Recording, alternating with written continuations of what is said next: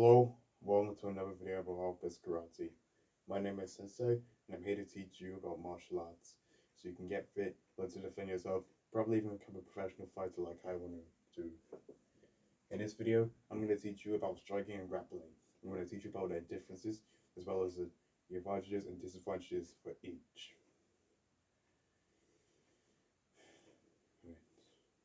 To start, I'm going to talk about striking.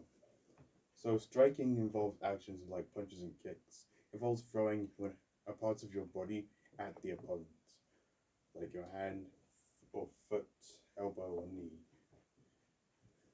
With punches like this and kicks like this. Striking martial arts that primarily involve striking include boxing, karate, and Muay Thai.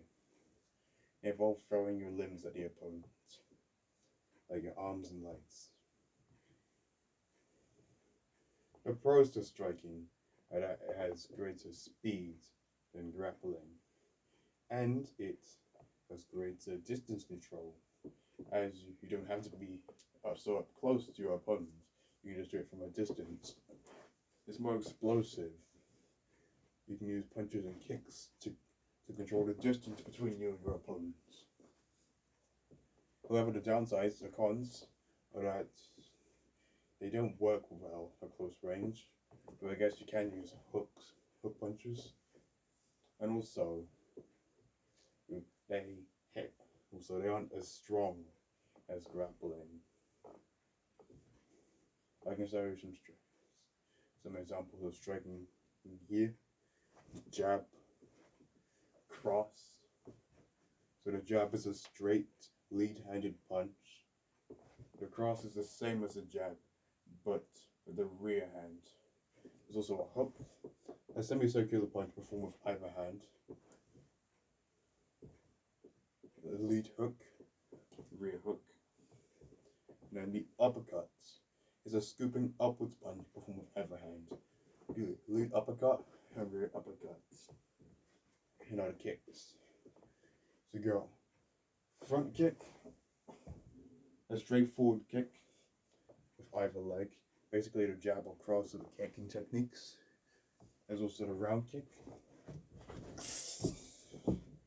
which is basically the hook kind of kicks. It's a semicircular kick aimed at the side of the opponent's head, body, or even a leg here. You rotate your hips to perform a kick. And it's even the side kick. A Bruce Lee classic. You kick from the side. Thrust the bottom of your foot into the opponent's, usually the stomach.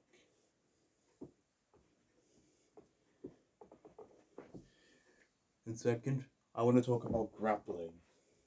So grappling is where you physically hold on to your opponent to limit their movements.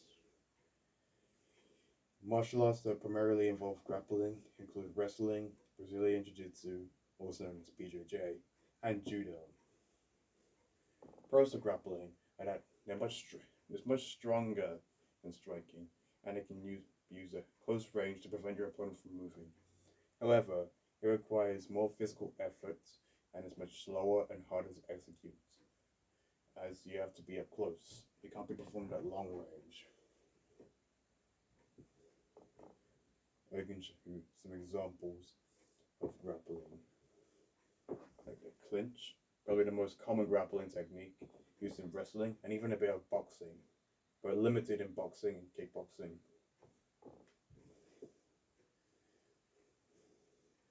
There's even the takedown. You charge forward and grapple your opponent by wrapping your arms around their torso before lifting them up and slamming them into the ground. You have to be quite strong to do that though. Even one of my friends told me that it's hard to pull off. There's even a throw, which I know is used in judo. You put that arm against your shoulder and use your entire body weight to throw them over, like this.